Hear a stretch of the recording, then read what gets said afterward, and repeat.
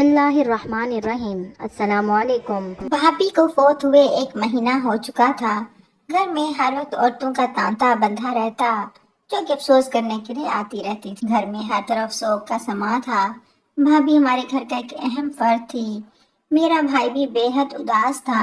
اسے دیکھ کر لگتا تھا جیسے اسے بھابھی کی موت کا بہت رنج ہوا ہے، لیکن اس کے چہرے کے تاثرات کبھی کبھار اتنے عجیب و غریب ہو جاتے کہ میں سمجھنے سے قاصر ہو جاتی کہ آخر بھائی کے دل میں چل کیا رہا ہے۔ بھائی پہلے سے زیادہ خاموش رہنے لگا تھا۔ وہ پہلے بھی کسی سے اتنی بات چیت نہیں کرتا تھا۔ بھابھی کو فوت ہوئے آج 38واں دن تھا۔ اچانک رات کو پیاس سے میری آنکھ کھل گئی۔ میں نے ہاتھ بڑھا کر پانی کا جگ اٹھانا چاہا، لیکن جگ خالی تھا۔ میں کمرے میں پانی رکھنا بھول گئی تھی۔ میں پانی پینے جا رہی تھی جب مجھے اپنے بھائی کے کمرے سے کسی کے باتیں کرنے کی آواز آئی۔ میں حیران ہوئی کہ آخر رات کے اس پہر بھائی کے ساتھ کون ہے۔ جب میں نے تھوڑا کان لگا کر سننا چاہا، کسی عورت کی آواز تھی۔ یوں لگ رہا تھا جیسے کوئی عورت بھائی کے ساتھ جھگڑا کر رہی ہو۔ مجھے حیرت کا شدید جھٹکا لگا۔ آخر رات کے اس پہر کسی عورت کا بھائی کے کمرے میں کیا کام؟ تھوڑا کان لگانے پر مجھے پتا چلا کہ وہ عورت کوئی اور نہیں بلکہ میری بھابھی تھی، جن کو فوت ہوئے آج 38واں دن تھا۔ پھر کیسے بھائی ان کے ساتھ باتیں کر رہا تھا؟ ہزاروں سوال تھے جو میرے ذہن میں مچل رہے تھے اور جن کا جواب پانے کے لیے میں بے چین ہو رہی تھی۔ میں فوراً بھاگ کر کھڑکی کی طرف گئی تاکہ دیکھ سکوں کہ آخر ماجرا کیا ہے، لیکن پورے کمرے میں اندھیرا پھیلا ہوا تھا۔ کوشش کے باوجود بھی مجھے کچھ نظر نہ آیا۔ میں مایوس ہو کر واپس لوٹ آئی۔ یوں ہی دن گزرتے گئے۔ میں نے کئی بار پتہ لگانے کی کوشش کی کہ ماجرا کیا ہے، لیکن ہمیشہ ناکام ہوتی، کیونکہ میرا بھائی جب بھی باہر جاتا اپنے کمرے کو تالا لگا کر جاتا۔ اس کے کمرے میں اس کے علاوہ کسی کو بھی جانے کی اجازت نہ تھی۔ بھابھی کی وفات کے بعد اس نے اپنے کمرے کی صفائی تک کروانا چھوڑ دیا تھا۔ میں نے 1-2 بار صفائی کے بہانے سے بھائی سے اجازت لینے کی کوشش کی، لیکن اس نے صاف انکار کر دیا کہ کوئی ضرورت نہیں ہے۔ یہاں تک کہ وہ تینوں وقت کا کھانا بھی اپنے کمرے میں کھاتا تھا اور خود کھانا اپنے کمرے میں لے کر جاتا تھا۔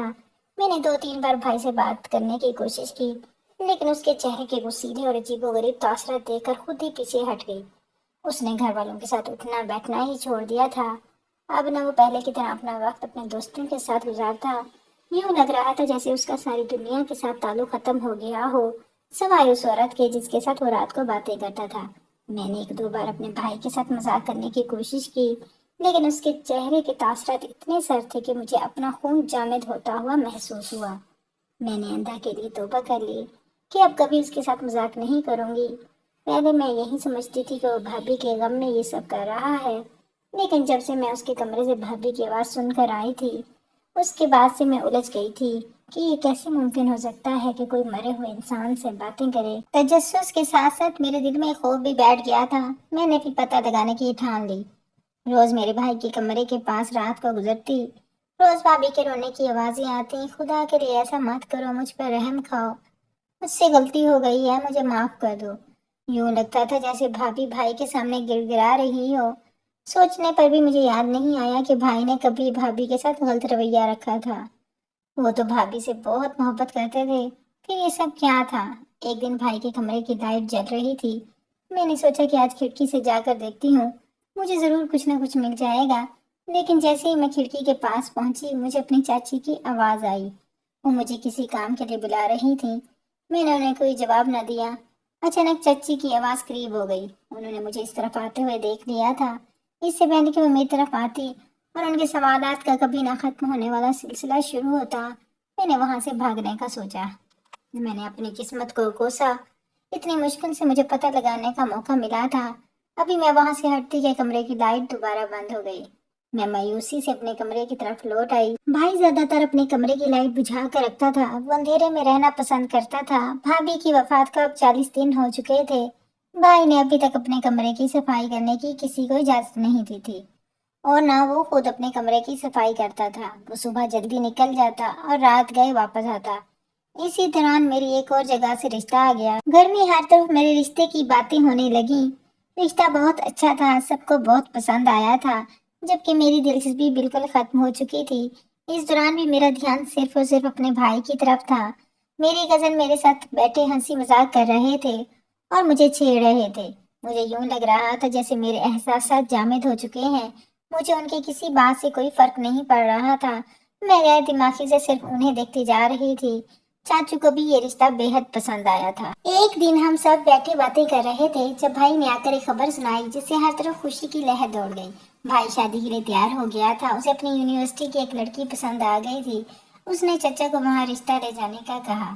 चचा खुशी खुशी रिश्ता ले गए। उनका मामला भी चटमंगनी पट ब्याह जैसा हो गया।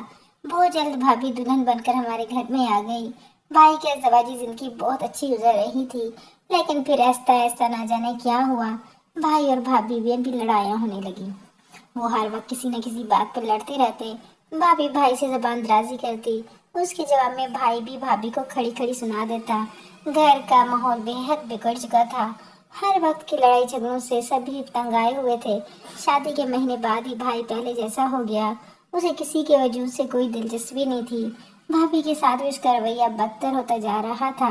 भाभी हर वक्त रोती रहती और अपनी किस्मत को कोसती रहती। एक दिन मैंने भाभी से पूछा कि आखिर माजरा क्या है। आपने तो बहुत ज्यादा मोहब्बत थी, फिर अचानक ये लड़ाइयाँ।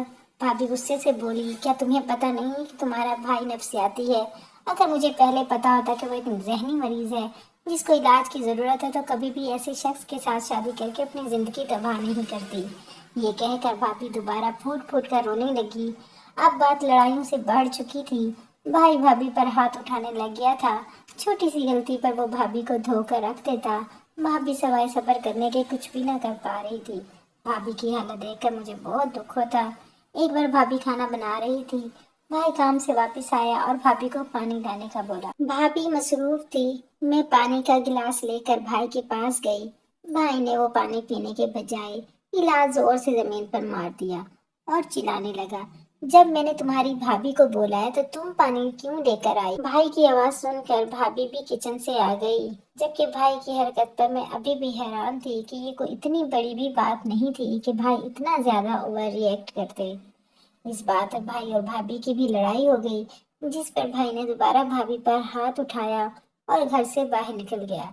जबकि भाभी वहीं बैठकर फूट फूट कर रोने लगी। वो ये घर छोड़कर भी नहीं जा सकती थी। वो अपने पीछे सारी कश्तियां जलाकर आई थी। उन्होंने ये शादी अपने खानदान की मुखालफत मोल कर अपनी पसंद की थी और अपने घर वालों से सारे ताल्लुकात खत्म कर दिए थे। अब वो इस सब पर पछता रही थी। उन्होंने एक दो बार अपने घर जाने की कोशिश की, लेकिन उन्होंने भी भाभी को धक्के मारकर घर से निकाल दिया। मुझे भाभी पर बेहद तरस आ रहा था। जब झगड़े बेहद बढ़ने लगे और काबू से बाहर हो गए, मैंने चाचा जान से बात की। चाचा ने कहा कि उन्हें अपने रिश्ते को थोड़ा वक्त देना चाहिए। चचा ने भाई को बाहर भेज दिया। भाई ने तकरीबन 3 साल बाहर गुजारे। 3 साल बाद जब वो वापस आया, उसकी हालत काफी ज्यादा बेहतर हो चुकी थी। यूं लग रहा था जैसे वो बिल्कुल ठीक हो गया हो। सबसे वो हंसकर बातें कर रहा था और बिल्कुल नॉर्मल बिहेव कर रहा था। ये देखकर मुझे बेहद खुशी हुई। भाभी भी भाई का ये बदलता हुआ रवैया देखकर बेहद खुश थी।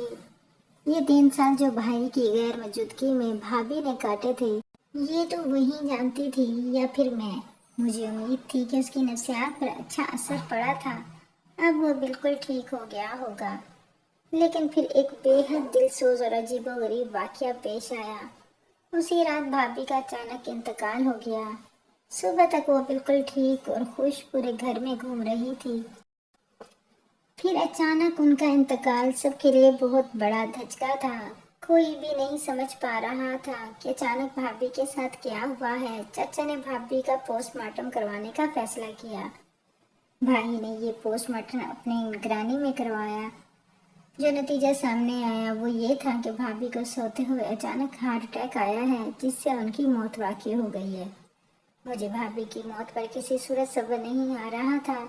यकदम दरवाजे पर दस्तक हुई और मैं माजी से हाल में आ गई। मेरी चाची मुस्कुराकर कमरे के अंदर दाखिल हुई। मैं उनके आने का मकसद समझ चुकी थी और उसके बावजूद मैं अनजान बन गई। मैं चाहती थी कि वो खुद ही बात का आगाज करें। चाची ने दोबारा से इस रिश्ते की बात की। मैंने ये कहकर चाची को इनकार कर दिया कि जब तक मेरा भाई ठीक नहीं होता मैं ये शादी नहीं करूँगी। जबकि मेरे जहन में वहीं उस औरत की पहेली चल रही थी। मैं इस पहेली को सुलझाना चाहती थी कि मामला क्या है। चाची ने मेरी इस बात पर कोई खास रद्द-ए-अमल नहीं किया और मुझे तसल्ली देते हुए वहां से चली गई। भाई के बारे में मैं बेहद मशकूक हो चुकी थी। میں ہر حال میں اپنا شک دور کرنا چاہتی تھی۔ ایک دن میں نے اپنے گھر کی تفصیلی صفائی کرائی۔ گھر کی صفائی کرنے کے دوران ملازمہ میرے پاس ہے۔ اس نے اپنے ہاتھوں میں چابیوں کا ایک گچھا اٹھا رکھا تھا۔ وہ گھر کے سارے کمروں کی چابیاں تھیں۔ اچانک میرے دماغ میں ایک کلک ہوا۔ میں نے جلدی سے ان چابیوں میں سے بھائی کے کمرے کی چابی ڈھونڈنا شروع کر دی۔ تھوڑی سی کوشش کے بعد مجھے چابی مل گئی۔ یوں لگ رہا تھا جیسے وہ بھائی کے کمرے کی نہیں بلکہ جنت کی چابی ہو۔ صفائی کرتے کرتے پتہ نہ چلا ٹائم بہت زیادہ گزر چکا تھا۔ شام ہو چکی تھی۔ بھائی کے آنے میں تھوڑا ہی وقت رہ گیا تھا۔ میں فوراً بھائی کے کمرے میں گئی تاکہ ساری کہانی کے بارے میں جان سکوں۔ کمرے میں داخل ہوتے ہی دھول مٹی سگریٹ کی بو نے میرا استقبال کیا۔ ہر طرف ادھ بجھے سگریٹ پڑے، اس در پر رکھی ایک گڑیا پر پڑے۔ میں جلدی سے بھائی کے بیڈ کی طرف بڑھی۔ اس گڑیا کی حالت بے حد خراب تھی۔ اس کے پورے جسم پر جگہ جگہ سوئیاں چبھی ہوئی تھیں، جبکہ اس کی آنکھوں کے بٹن باہر کو ابھرے ہوئے تھے۔ اس گڑیا کے باقی پورے جسم پر جگہ جگہ کٹ لگے ہوئے تھے۔ میں اس گڑیا کو دیکھ کر خوفزدہ ہو گئی۔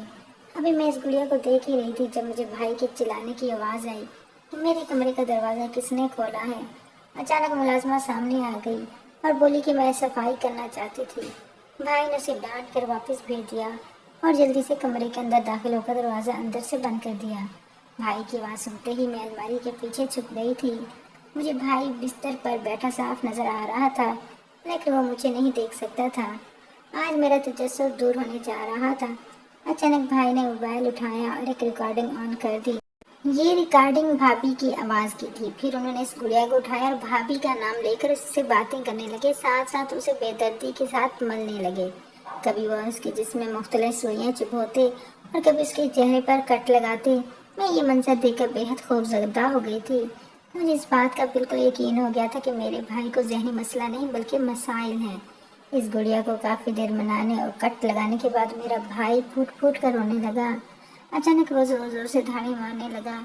تمہیں نہیں چاہیے تھا کہ تم مجھے پاگل کہتی۔ تمہیں پتہ بھی ہے کہ میں اس لفظ سے کتنا چڑھتا ہوں۔ نہ تم مجھے پاگل کہتی ہو اور نہ میں تمہارا گلا گھونٹ کر تمہیں مار دیتا۔ اور مجھے ساری کہانی سمجھ میں آ رہی تھی کہ بھائی نے پوسٹ مارٹم کا کام اپنے ہاتھوں میں کیوں لیا تھا۔ بھابھی کی موت ہارٹ اٹیک سے نہیں ہوئی تھی بلکہ ایک قتل تھا جو کہ بھائی نے خود کیا تھا۔ اب مجھے پتہ چل گیا تھا کہ عورت کی آواز محض ایک ریکارڈنگ تھی اور بھابھی کا قتل بھائی نے کیا تھا۔ وہ ایک ذہنی مریض تھا جس کو علاج کی ضرورت تھی۔ میں اپنے بھائی کے خلاف رپورٹ نہیں کٹوا سکتی تھی۔ اگر میں ایسا کرتی تو میرا بھائی جیل میں چلا جاتا اور میں ایسا کسی بھی صورت نہیں چاہتی تھی۔ 2 دن میں یہی سوچتی رہی کہ مجھے کیا کرنا چاہیے۔ پھر میں نے اپنے چچا کو اعتماد میں لیا اور انہیں ساری بات بتا دی کہ کیسے ایک چھوٹی سی بات پر بھائی نے بھابھی کا قتل کر دیا اور وہ ایک نفسیاتی مریض ہے جس کو علاج کی ضرورت ہے۔ آپ کسی اچھے سے نفسیاتی ہسپتال میں اس کا علاج کروائیں تاکہ اس کی ذہنی حالت بہتر ہو۔ چچا کو میری بات سن کر بے حد دکھ ہوا۔ ان کے وہم و گمان میں بھی نہیں تھا کہ ایسا ہو سکتا تھا۔ اس دوران میرے بہت سے رشتے بھی آتے رہے لیکن میں اپنے بھائی کے ٹھیک ہونے کا انتظار کر رہی تھی۔ میں اپنے بھائی کو یوں اس حالت میں چھوڑ کر نہیں جا سکتی تھی۔ چچا نے اسے ایک پاگل خانے میں داخل کروا دیا جس پر اس نے پہلے تو بہت شور مچایا لیکن میں خود ہی خاموش ہو گیا۔ اس نے سب کچھ قبول کر لیا تھا۔ تقریباً 1 سال تک میرے بھائی کا علاج چلتا رہا۔ 1 سال کے اندر میرا بھائی بالکل ٹھیک ہو گیا۔ اس کی ذہنی حالت ٹھیک ہو چکی تھی۔ اب وہ بالکل نارمل انسان بن چکا تھا۔ بعد میں اس کی شادی ہو گئی۔ اس کا رویہ اپنی بیوی کے ساتھ بہت اچھا تھا۔ ان کی ازدواجی زندگی دیکھ کر ایک مثالی ازدواجی زندگی کا گمان ہوتا تھا۔ 1 سال بعد اللہ تعالیٰ نے میرے بھائی کو ایک چاند سے بیٹے سے نوازا۔ اس دوران میری بھی شادی ہو گئی۔ سب کچھ بالکل ٹھیک ہو چکا تھا۔